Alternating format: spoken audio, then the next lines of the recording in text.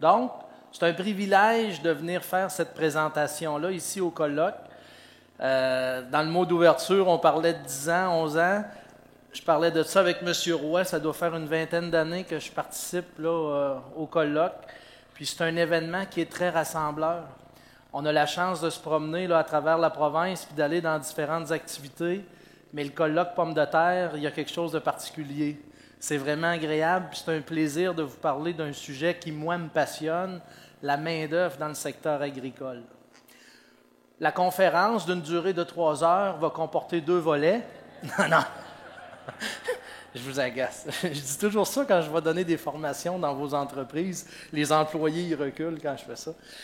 Donc, la première partie, des trucs, des choses concrètes pour vous aider à bien structurer votre gestion de personnel.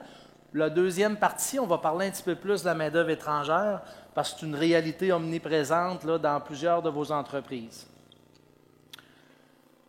Donc, ce que je veux à la fin de cette présentation-là, c'est très simple. Je veux que vous repartiez avec des trucs concrets. Être capable d'appliquer ça chacun chez vous. Et vous allez voir, il y a beaucoup de questions dans la conférence. Donc, réfléchissez comment que ça peut s'appliquer chez vous. Répondez honnêtement, mais pour vous autres, aux questions qu'on va poser dans la conférence. On va mettre quelque chose au clair tout de suite. Quand on parle employeur, employé, c'est 2 choses. Comme employeur, on ne peut pas tout le temps exiger les mêmes choses qu'on s'exige à nous autres mêmes comme employeurs. C'est 2 réalités. OK? Ensuite, il faut comprendre qu'on veut tout du personnel très impliqué dans nos entreprises. Ce n'est pas toujours le cas. Et il faut faire la distinction, le petit pointeur, il faut faire la distinction entre impliquer et participer. Je vous explique dans mes mots. Un employé qui est impliqué, c'est quelqu'un qui arrive avant, qui finit un peu après, qui vous épaule, qui a une bonne synergie avec vous autres, qui sollicite des défis dans votre entreprise. Un employé qui participe, bien, il fait son chiffre, il fait son ouvrage, c'est un bon travailleur honnête, mais souvent, ça ne va pas plus loin que ça. Et je vous le dis, brossez dans votre tête, puis soyez en mesure de définir lesquels sont des très impliqués, puis lesquels sont des participatifs. Puis on va voir plus loin où on va en découler avec tout ça. On fait un petit sondage rapide. J'inviterais là, ceux qui sont employeurs à lever la main dans la salle pour que j'aie une idée là, du volume à qui je m'adresse. Là. Je vois des mains levées au fur et à mesure. Il y en a à peu près à toutes les tables. Donc, il y a beaucoup d'employeurs. C'est excellent pour ma conférence. Ensuite de ça, levez la main ceux qui ont déjà perdu des bons employés dans leur business. Ça arrive, hein? Ben, moi aussi, je peux lever la main. Je vis la même chose que vous autres. Aujourd'hui, je vous fais une présentation à titre de consultant en ressources humaines, mais je vous fais une présentation aussi comme employeur parce que je vis les mêmes réalités que vous autres.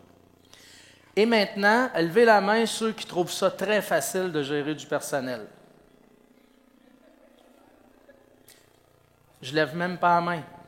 Ça fait au-dessus de 25 ans que je me pratique. J'ai mis beaucoup d'énergie dans mes études par rapport à ça. Puis je vais l'avouer, c'est dur gérer du monde. C'est pas évident. C'est tout qu'un contrat. Est-ce que vous êtes en réaction ou vous êtes proactif dans votre gestion de ressources humaines? Et ça peut faire toute qu'une différence. Est-ce que vous attendez que les problèmes arrivent ou vous mettez des choses en place pour les prévenir? Réfléchissez puis répondez honnêtement envers vous autres.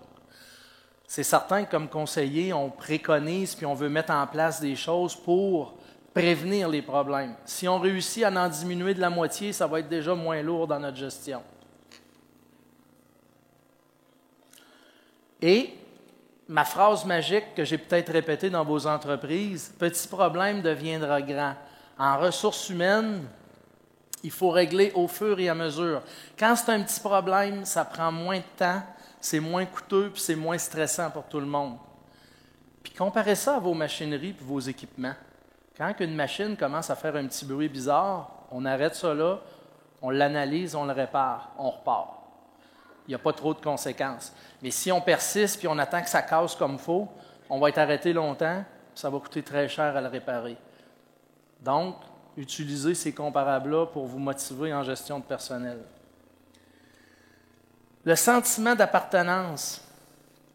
Et ça, je pense qu'en agriculture, on est capable de miser là-dessus. On ne gagnera pas la game sur les salaires, sur les taux horaires. On a des compétiteurs qui ont plus de capacité financière que nous autres. Mais sur le sentiment d'appartenance, vous êtes capable de travailler là-dessus, puis vous le faites déjà bien de ce que je vois dans plusieurs entreprises. La rétention, on le voit ici en jaune, là. La rétention du personnel, c'est le nerf de la guerre. Si on réussit à mettre des bonnes situations, des bonnes conditions gagnantes, puis que les gens reviennent année après année, que ce soit du local ou de l'étranger, bien, on n'a pas besoin de recommencer à former puis tout réexpliquer. C'est un avantage très important. Puis je vous dirais que toutes les suggestions, toutes les bonnes idées que vous avez pour favoriser la rétention à long terme, il n'y a pas de mauvaises choses là-dedans. Des petits gestes. OK? On va le voir un petit peu plus loin. Je vais vous poser une autre question. Est-ce que vos employés connaissent vos objectifs d'entreprise? Ils savent-tu vers où vous vous en allez? Par rapport à votre production, y a-t-il des choses que vous avez oublié de dire à vos employés pour qu'ils emboîtent le pas dans la même direction que vous autres? Vos marchés, on le sait, dans la pomme de terre, il y a différents marchés. Bien, peut-être qu'on ne managera pas nos choses pareilles. OK?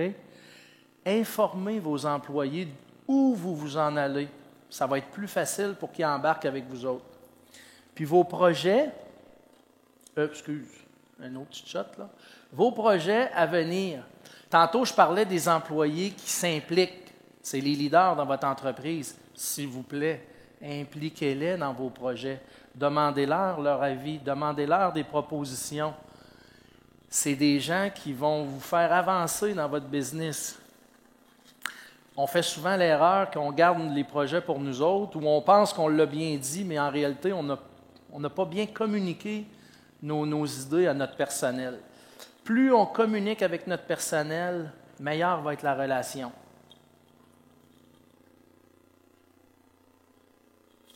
Oh boy! Est-ce que je délègue aux bonnes personnes les tâches et les mandats? Et là, je vais vous faire une confidence, la délégation, c'est peut-être la chose la plus difficile. Personnellement, j'ai de la misère encore. Puis je vous le dis, je travaille dans mon bureau, puis souvent, comme vous autres, le soir, après que tout le monde est parti, on continue, on fait nos affaires. Puis là, je me mets à faire de l'ouvrage. Je vais dire, Martin, qu'est-ce que tu fais là? C'est pas à toi de faire ça. Les bonnes choses, les bons mandats aux bonnes personnes. Parce que comme propriétaire, comme gestionnaire du personnel, il faut se dégager du temps. On court tout après notre temps. La délégation, ça demande une vie, puis je pense qu'on n'aura pas assez pour réussir à bien le maîtriser. Très difficile. C'est une compétence qui pour moi, est épouvantable à développer. Fait que si vous avez de la misère à déléguer, ne soyez pas étonnés, ne soyez pas mal à l'aise. Ça se travaille tranquillement, pas vite. Mais quand on délègue, il faut faire les bons suivis. Et ça aussi, ça naît des trucs concrets. On délègue des choses, on met les objectifs et après, on fait nos suivis. Mais il faut prendre le temps d'y faire, les suivis.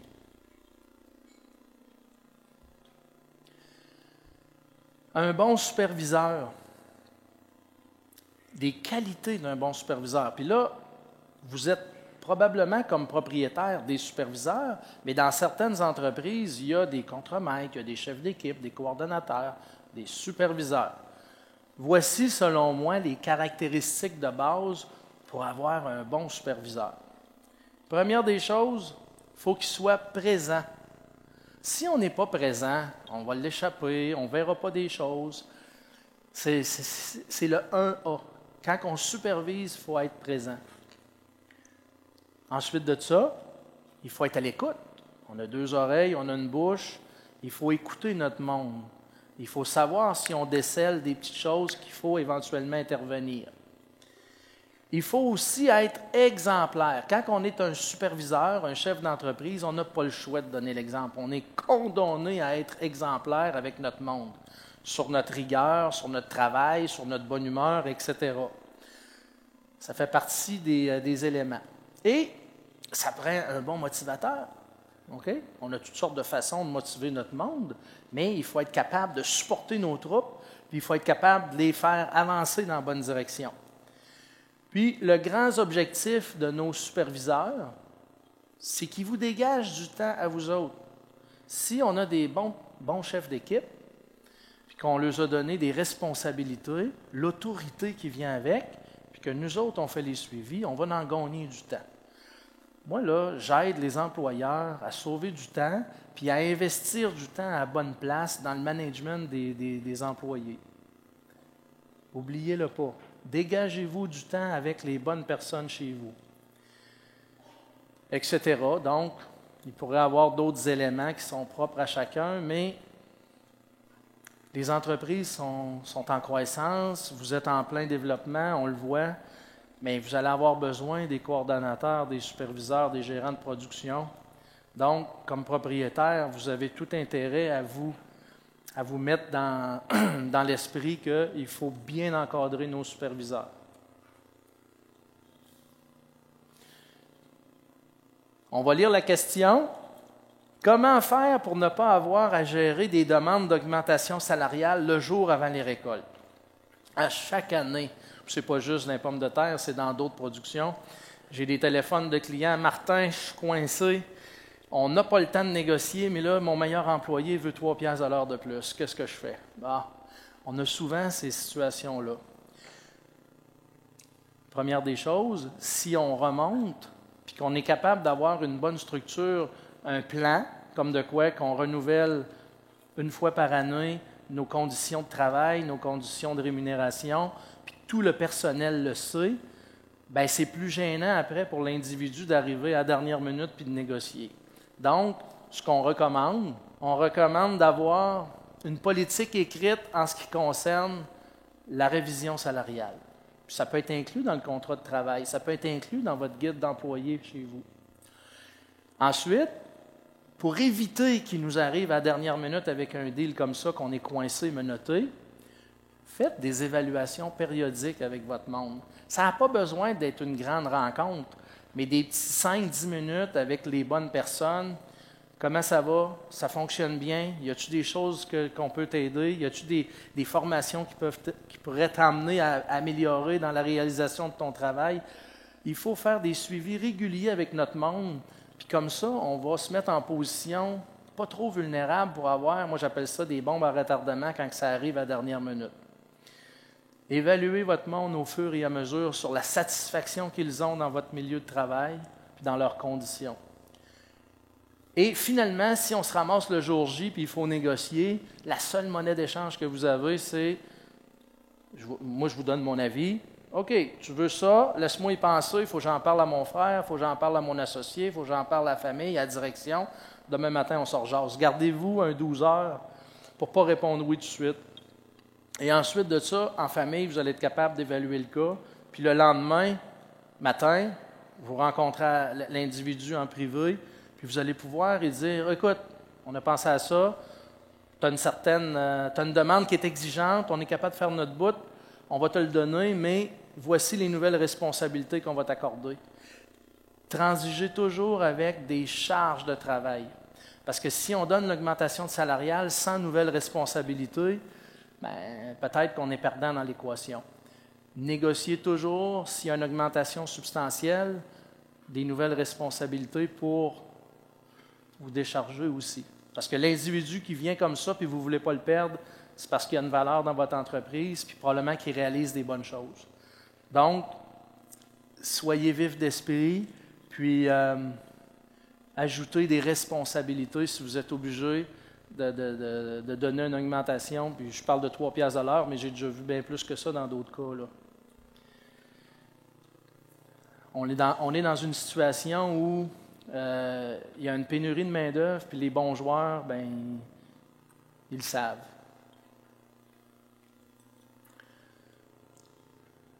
Je vous emmène sur un autre ordre d'idée. Les employeurs, quand on est un employeur, il faut connaître nos lois, nos réglementations, nos obligations. C'est quelque chose d'être employeur, puis ce que je dis en agriculture, qu'on ait un employé ou 100 employés, on est soumis aux mêmes obligations. Et ce n'est pas facile à suivre parce que ça change, ça évolue, il y a des modifications dans les législations. Donc, en plus d'être obligé de suivre tout ça, vous êtes confronté à des inspections de conformité. C'est la grosse mode là, dans les dernières années. On a marqué ici la CNESST. Depuis un an, ils vérifient plein d'entreprises au niveau des conditions de travail, la rémunération, les vacances, les fériés, etc. Fatigant ça. C'est des stress additionnels pour les entreprises. On a Service Canada également qui se met de la partie.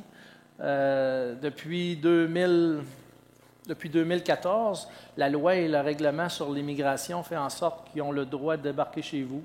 Ils ont le droit d'aller faire des inspections. Ils ont le droit de parler aux travailleurs. Ils ont le droit de vérifier vos documents en ce qui concerne la main-d'œuvre étrangère.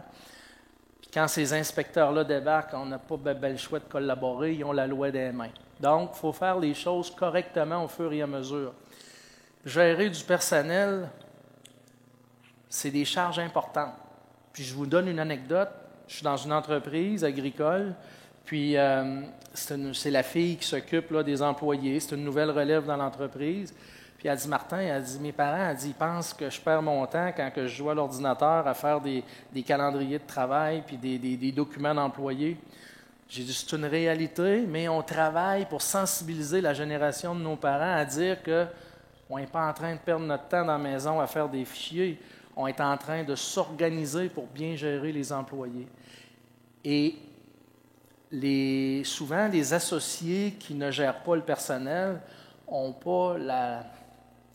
sont pas conscients de l'énergie, de l'effort et du temps que vous mettez là-dedans. Donc, je parle à l'auditoire, ceux qui n'ont pas cette tâche-là, puis que vous voyez votre frère, votre soeur, votre associé travailler fort puis se casser la tête, c'est une tâche qui est dure, c'est une tâche qui est importante dans l'entreprise, mais c'est une tâche qui est énergivore, gérer tout ce qui vient avec l'embauche d'employés. Pourcentage. OK, bien ça, c'est des choses qui ont changé au 1er janvier, là, les journées de maladie. C'est des choses qu'on n'avait pas avant, mais depuis le 1er janvier, 2 journées disponibles pour les travailleurs pour maladie ou responsabilité familiale. Il y en a encore plusieurs, là, quand je parle de ça, ils disent « Martin, je ne savais pas ça. » Bien oui, depuis le 1er janvier, si c'est un travailleur qui ne file pas et qui te demande congé, il faut que tu le payes pareil. Ça évolue vite. Faites-vous aider. Là. Il y en a des conseillers en ressources humaines qui vont bien vous guider là-dedans. Là.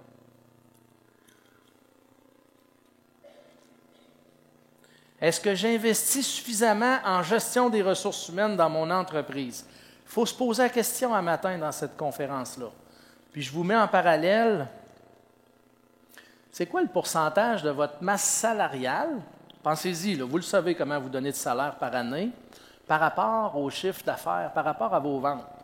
C'est-tu 20 c'est 30 40 50 Quand on est dans des récoltes manuelles, on va jusqu'à 50 de masse salariale. C'est des chiffres, c'est des gros chiffres. Et, je vous emmène sur l'autre ligne. Quel est le pourcentage de votre temps qui est utilisé pour la gestion de vos équipes? On consacre des 100 000 puis des millions dans notre ressource humaine en salaire, en avantage, mais combien de temps qu'on met? Combien de temps qu'on met comme propriétaire ou comme gérant ou comme superviseur? Calculez-les chez vous, le temps global qui est mis à gérer cette ressource-là. Est-ce que c'est suffisant? Est-ce qu'il y a encore de la place? Etc. Il faut se poser la question parce que c'est l'avenir.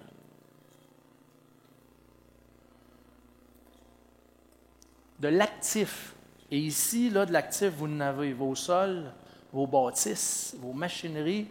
Qu'est-ce que vous faites pour les garder à long terme? Vous les entretenez. Vous investissez dans les entretiens de bâtisses, dans les réparations d'équipements. Vous voulez la garder longtemps, votre machinerie est payante à long terme. Appliquez les mêmes règles pour la gestion de vos employés. Plus vos employés vont être longtemps chez vous, plus ils vont être compétents, plus ils vont être rentables pour vous autres. C'est un actif. Du moment qu'on pense que notre main-d'œuvre, c'est un actif, on va en prendre soin, on va lui parler, on va s'en occuper, on va faire les bons gestes.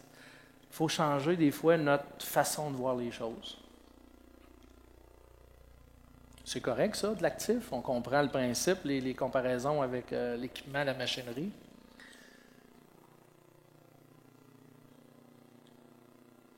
Des choses simples.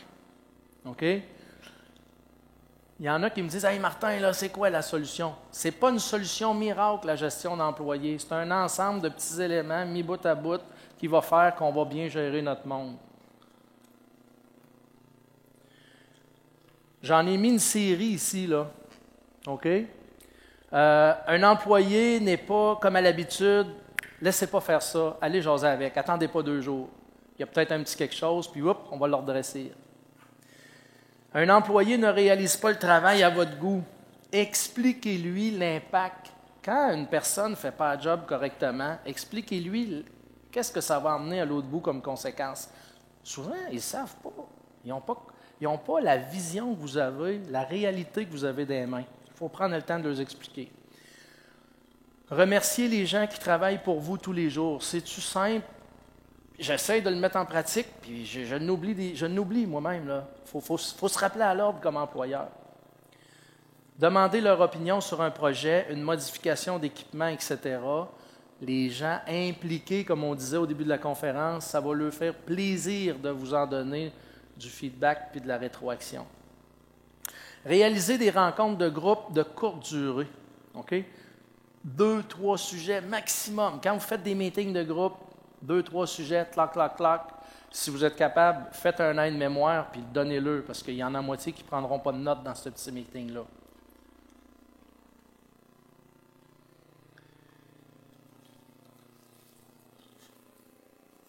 Ah oui. Fournissez des bons outils, puis validez avec eux autres que c'est performant. Moi, j'ai beaucoup d'employés, mais c'est dans des bureaux. Je vous le dis, là, je mets le paquet sur le système informatique, les moyens de communication, les systèmes d'imprimante, etc.